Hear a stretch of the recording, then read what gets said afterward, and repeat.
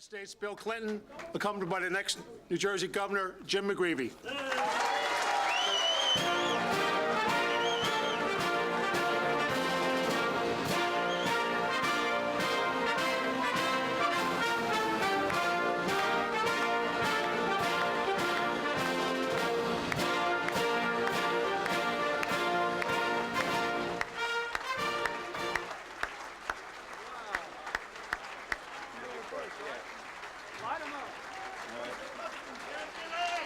Hey, hey.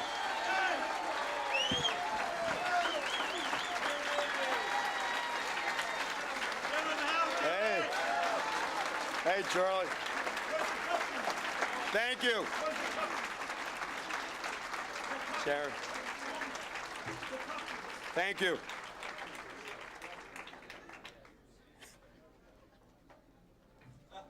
Reverend clergy,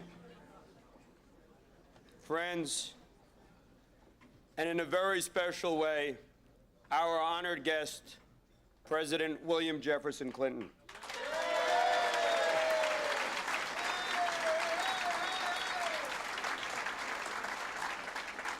Mr. President, I'd like to take this opportunity as a son of Jersey City to welcome a son of hope to the sacred soil of the Garden State.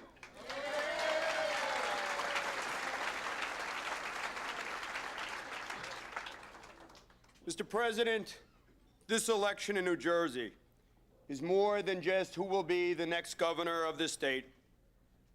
This campaign, this election, is about which candidate can better improve the lives of working middle-class families. Families who struggle every day to pay their mortgage, to finance their children's college education, and to provide for economic security for their family. Men and women who are working hard and diligently, trying to make ends meet in New Jersey, trying literally to battle the Whitman cost of living. Governor Whitman and the Republican-controlled legislature have presided over this State House for the past 4 years. And under this governor's watch, in which categories is New Jersey first in the nation?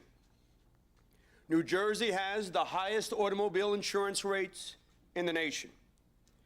New Jersey, for the first time in the history of the state, now has the highest property taxes in the nation. And New Jersey now has the highest amount of long-term debt per capita in the nation. And tragically, New Jersey now has the lowest educational standards of any state reviewed in the nation. What's up should be down, and what's down should be up. This is the state of the state at the end of 4 years. The sad truth is, Mr. President, this governor refuses to accept responsibility. The present governor put us on a disastrous fiscal course. The governor cut the income tax by a third, then proceeded to increase state spending by $2 billion. Raided the state pension by $2.75 billion, went to the market to borrow it, to borrow $2.75 billion, and we're going to be paying $7.5 billion of interest. This governor's legacy to the state of New Jersey is $10 billion of debt, crushing debt. Debt that will not build a single road or bridge, place a computer before a classroom, or put another cop on the street. This governor's reckless borrowing scheme was condemned as a matter of principle by members of her own party. In a demonstration of personal courage, the Senate Chairman, Republican Senator of the Appropriations Committee, Robert Littell, called this governor's borrowing scheme fiscally immoral. Those words resounded throughout the state Senate as this governor coerced the majority party to pass this reckless action. And then the governor proceeded literally to preside over the driving up of property taxes, because this administration has cut back on state aid to school districts and to municipalities. This present governor is out of touch with the lives of working middle-class families. Perhaps the governor should come down from the helicopter she promised to sell, and see what is not right in New Jersey. Perhaps she has spent so much time polishing her image in other states, gaining national prominence, while property taxes and automobile insurance have simply skyrocketed. The present administration has shown too much profile and too little courage to tackle the real issues.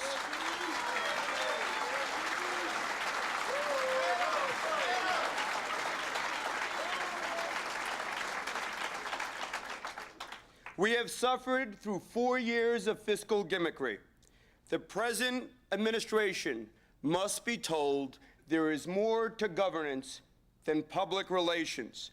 The grand illusion, Governor, is now over.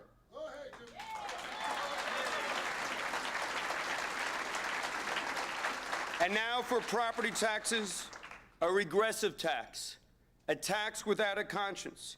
It is a tax that does not care for a person's ability to pay. It is a tax that literally drives working middle-class families from their homes. And it is a tax placed upon young families so they cannot afford to live within our state. We as a state, as a government, must dedicate increased revenues to reducing property taxes.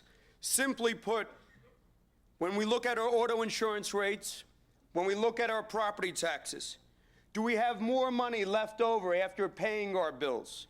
The answer is a resounding no. New Jersey's middle-class working families simply cannot afford the Whitman cost of living.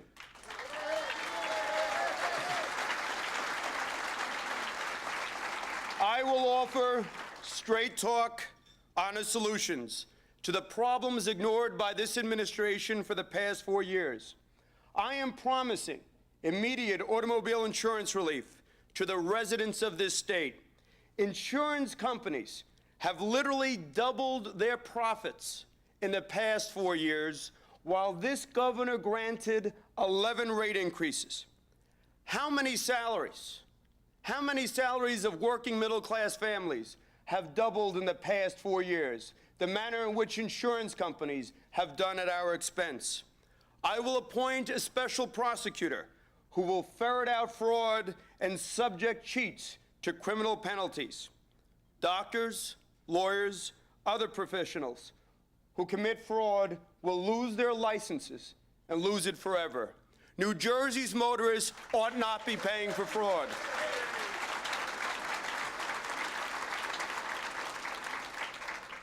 And I will bring back the public advocate.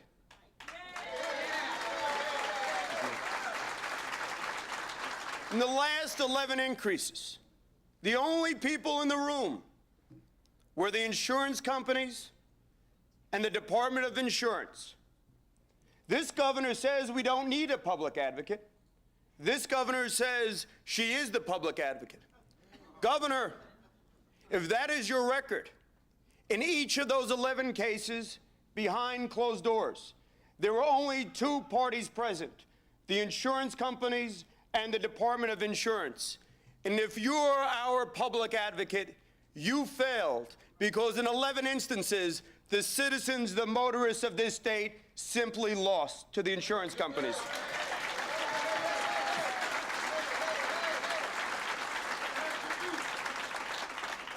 And I will enforce a 10% rollback in my first days of office, because the citizens of this state ought not be paying the entire expense of fraud in the state of New Jersey. And as for education, the contrast between a president who calls for national testing to ensure that every child meets acceptable levels of excellence, and a governor in her new core curriculum who has simply lowered the floor. This is the difference. I have said I am committed to a lifetime of learning. I have proposed full-day kindergarten so that our children are ready to learn as they walk into first grade. I believe the future of New Jersey, the best years ought to be ahead. The future can be ours if we are bold enough and discerning enough to confront the problems of today. We can no longer ignore our problems, nor can we borrow ourselves out of them.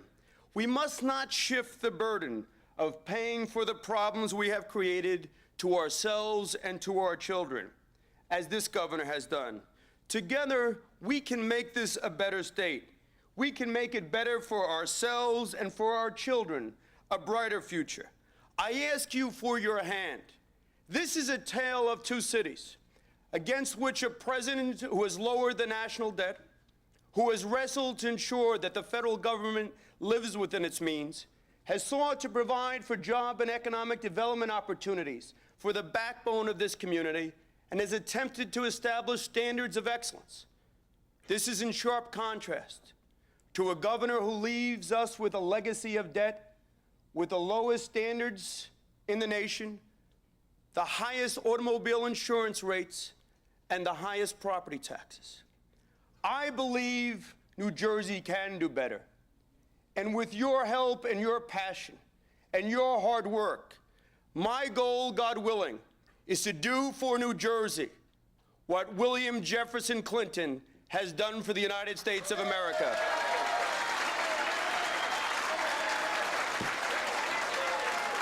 Ladies and gentlemen, it is my great honor to present the President of the United States, our President, William Jefferson Clinton.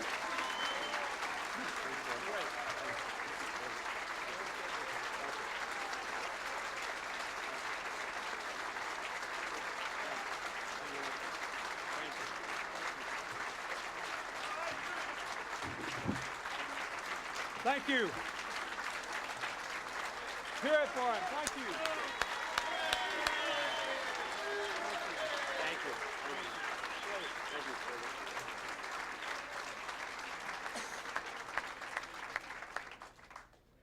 Well, he looks like a governor. He sounds like a governor. He's got a good plan about what he would do if he were governor. And he's got something else just magical. We were a couple of hours ago in a wonderful Head Start program at a church near here, and when McGreevey walked in the room, the fire alarm went off. If you got that kind of heat and electricity, you ought to be governor. That's great.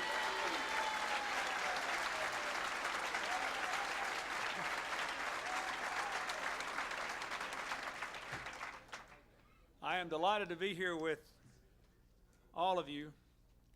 I thank the legislative leaders who are here, Senator Lynch, Assemblyman Doria, the State Democratic Party Chair, Tom Giblin. If I forget somebody, complain. Assemblywoman Buono, State Senator Bryant, Hudson County Executive Bob Januszewski, Cherry Hill Mayor Susan Bass-Levin, Sheriff Fontura, Mayor about to be Bob Bowser, Mayor Spina, and all other officials who are here. And I'd like to say a special word of thanks to a former colleague of mine, Brendan Byrne, who's in the audience. Governor Byrne, thank you. I'm glad to see you here. Thank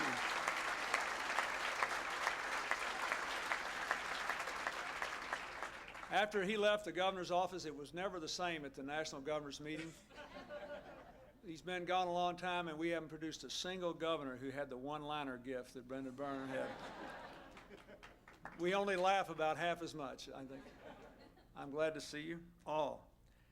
This is perhaps the first opportunity I've had in this sort of setting anyway, to say something I would like to say really to all the people of New Jersey, which is I want to thank you for the enormous vote of confidence that was given to me and to Al Gore and to our team in the election of 1996. I was overwhelmed by it, and I thank you for that. Thank you very much.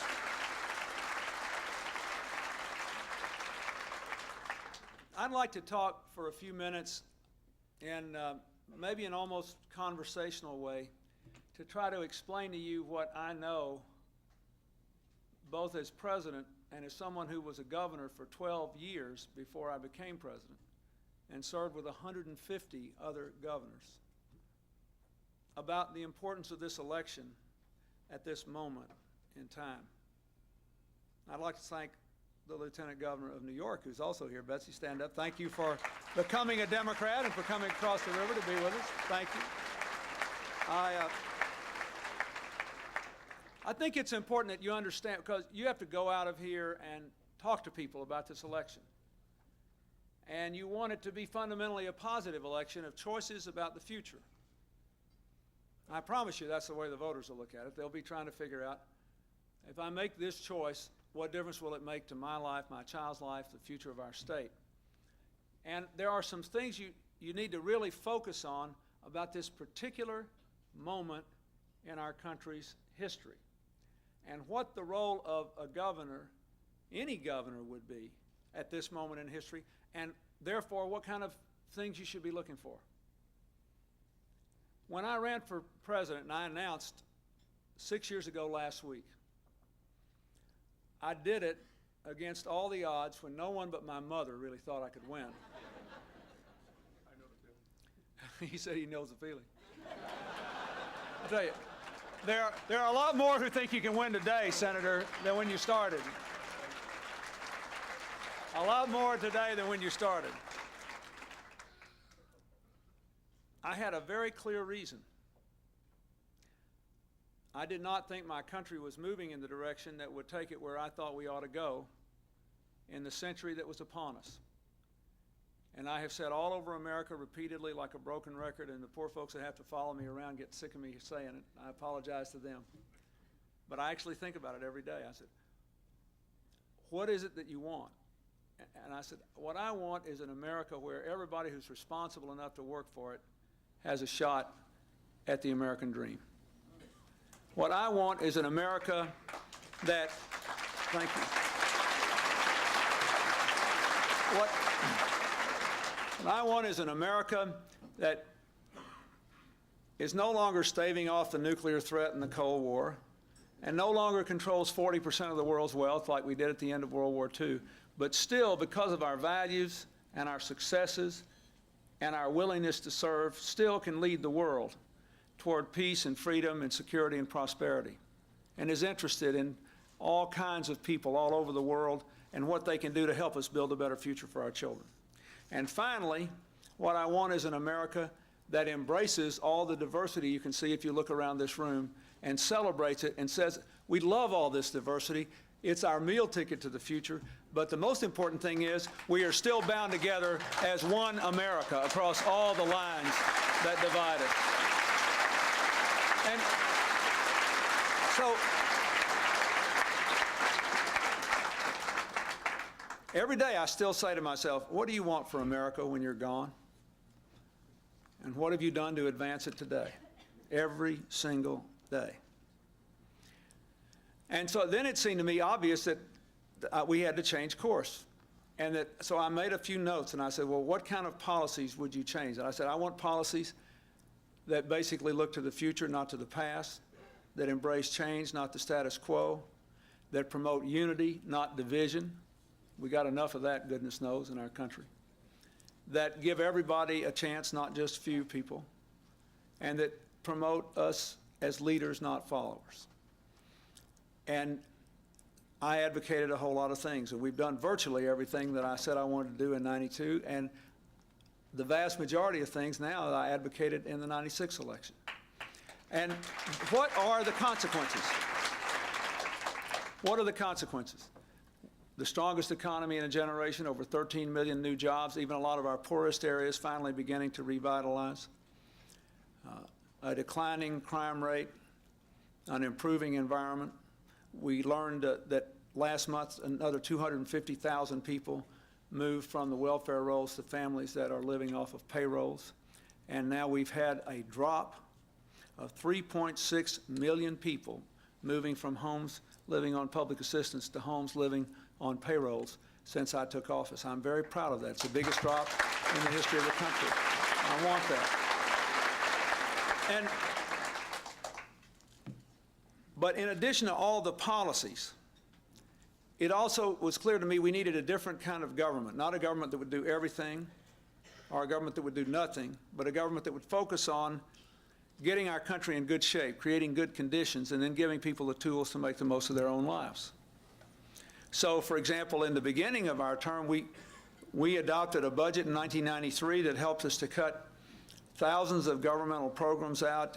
We've eliminated, over the last nearly 5 years, 16,000 pages of federal regulation. The federal government is 300,000 people smaller than it was the day I took office. So we're not doing everything we were doing before. Neither are we doing nothing. That was my big fight with the Republican contract on America. I didn't want to see us walk away from our guarantee of health care to the poorest children, of our guarantee of a clean environment, of our commitment to giving everybody a chance at educational opportunity, and of our obligation to take on new challenges as a people through our government when it was necessary. So I think we made the right decision. You can't do everything, you can't do nothing. You got to balance the budget, but you also have to invest in our future and our people. That's the path we took. The results have been quite good. But there is still an awful lot of work to do. We have a lot of work to do at the national level. We were talking about the lack of affordable child care before I came over here, and what a terrible problem it is, since we know that the vast majority of children's mental wiring occurs in their first 4 years of life. We were talking a couple of days ago in Washington about the need to come to grips with the challenge of the climate changing in the globe and how it could change our lives, but how we have to do it in a way that doesn't throw large numbers of people out of work or disrupt our economic progress. We are working this week on peace in the Middle East again, hoping that we're making some progress. And yesterday I had a meeting to try to further the peace process in Northern Ireland. So there are a lot of things to do, but what I want to tell you is this new approach to government and this new way of doing business has made the governor's office even more important today and looking to the 21st century than it has ever been before. And it's very important that everybody understands that. We have given huge new responsibilities to the states. For example, all the states now have to move a lot more people from welfare to work. But I promise you, the easiest work has already been done. It's not that the people that are still on welfare don't want to go to work, but the ones that are still there may have more difficulty going to work, may need more training, may need more work. In this budget, we gave the private sector incentives, tax incentives to hire people. We provided $3 billion more to flow into states and local communities to help to create jobs for people for whom the market did not produce jobs. But this is something you have to have a governor to tend to. And you want people to succeed at home and at work, which means you don't want to take a poor person and say, I'm going to feel better about you when you're drawing a payroll, and then say, but I feel worse about your child because you can't afford child care.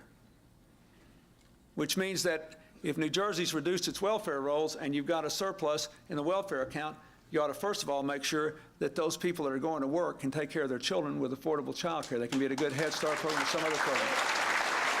These are the things. That's a big deal. We said in Washington, we can't micromanage this. You got to figure it out. But it makes the governor more important. There are a lot of big environmental issues we're trying to face. Our budget now should allow us to clean up another 500 toxic waste dumps in the next 4 years. You remember I came to New Jersey in 1996 and pledged to support just that. And we got it in the budget, and we're going to do it. But there are all kinds of other issues that have to be dealt with by you here. The whole issue of fiscal responsibility is very important. I'm particularly, you know, when I became president, the deficit was $290 billion, projected to go higher, and now it's going to be under $30 billion this year, and 85% of it was cut even before we passed the last balanced budget bill. But we haven't balanced the budget since 1969, and don't miss, let me just say, everybody who works for a living, who pays a home mortgage or a car payment, or makes any kind of payment on credit is better off because we've reduced this deficit because the interest rates are lower because of it. Every single person that makes any kind of payment any month on interest is better off. And the whole country is better off because the private sector's had more money to invest, and that's why we got over 13 million more jobs.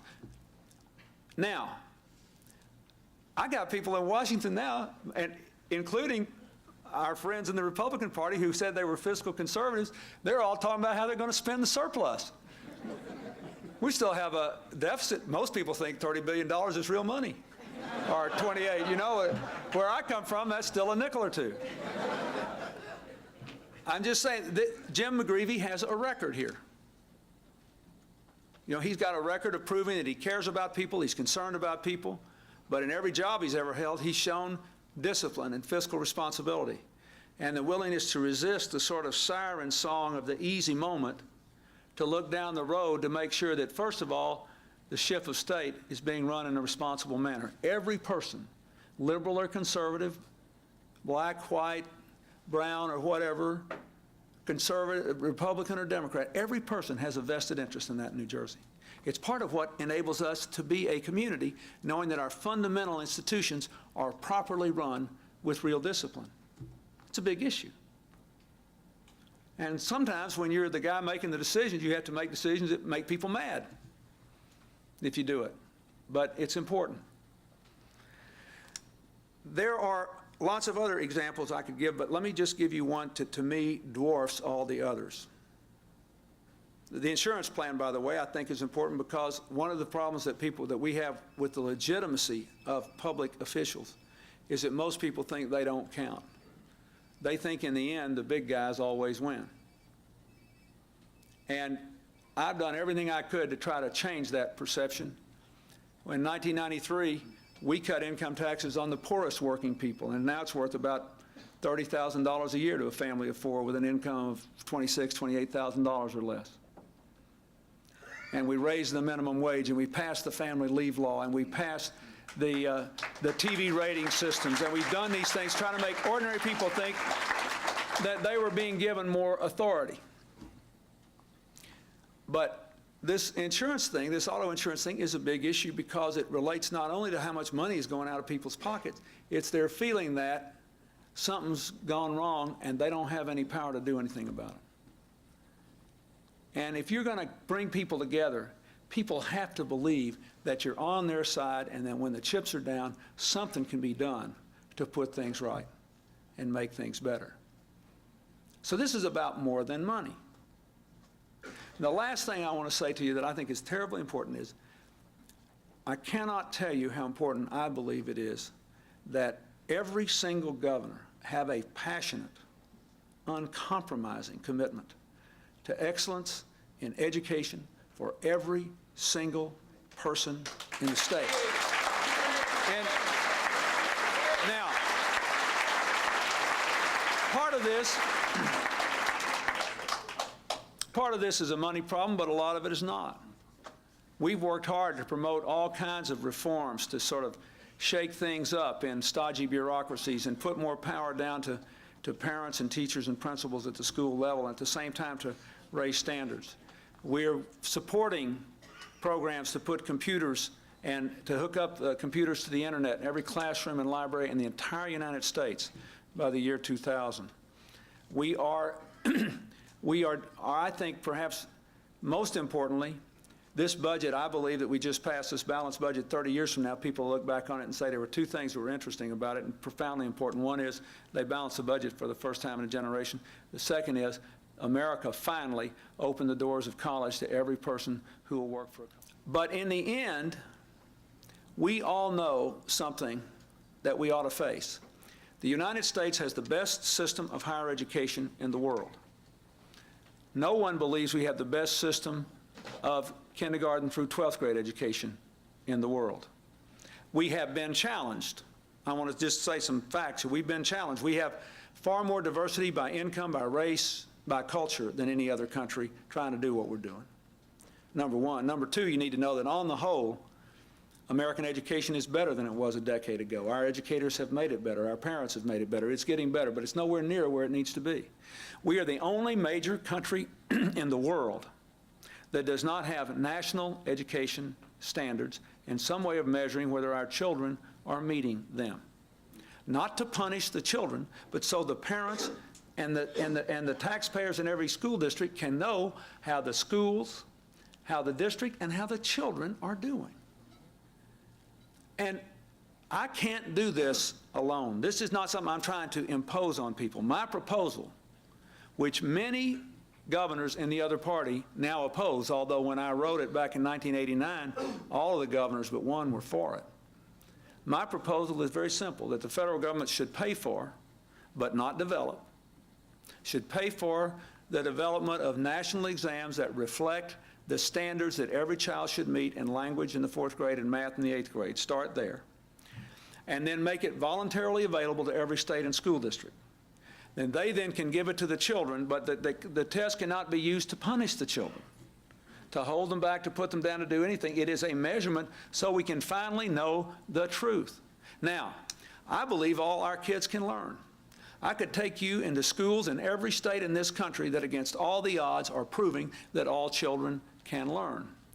Therefore, it is unacceptable for us to continue to tolerate a system under the guise of local control or state responsibility or anything else that hides from the clear light of day to do better. We're not trying to punish anybody. We're trying to get better.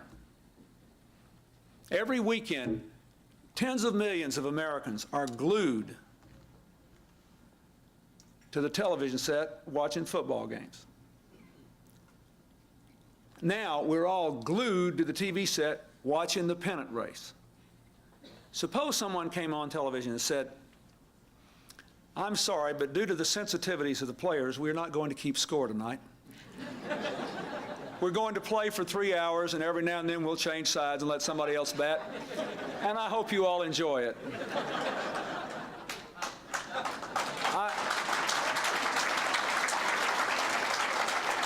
Only difference is the game I'm trying to play in education, there doesn't have to be any losers.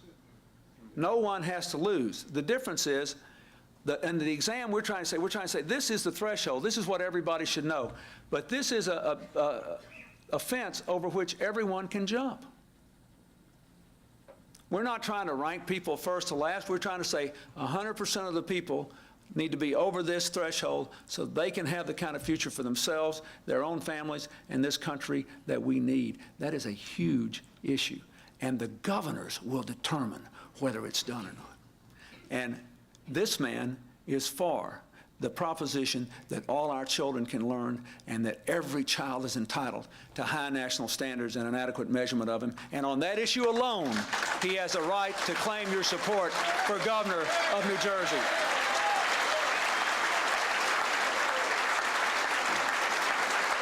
So, the point is, when I became president, I said we ought to give more power to state government, more power to local government. We ought to do more things with the private sector. We even privatized some government operations I think had been in the federal sector too long. But when we do these things, and if you like having a smaller, leaner, more focused national government, and you like the results we've achieved, you have to understand it makes everybody else more important. It makes all the mayors here more important. And it means when you elect a county official or a local official, and especially when you elect a governor, you are voting, whether people know it or not, they are voting to give them a wider range of decision-making and a bigger impact over their lives than was the case 4 or 8 or 12 years ago. And it's very important. And I want you to go out there and talk to the people in New Jersey about this. You don't have to be intensely partisan. You can just take these issues one after the other and ask people what they want for the future of their families and this state. And conduct your own little mini town hall meetings. And tell people, first of all, they gotta vote, and here's why you are for Senator McGreevey and what you think the issues are. And I believe you can have a huge impact. But I'm just telling you, it is a big deal. Don't be under any illusion. This is not just about who gets this appointment or that appointment or who gets along with whom in the legislature or anything. This is huge now, and we have given very much more responsibility. And your future is on the line. This is a magnificent state with unbelievable assets and challenges that are well within the ability of the people of New Jersey to confront them. But it matters who the leader is and what the direction is. Thank you, and God bless you.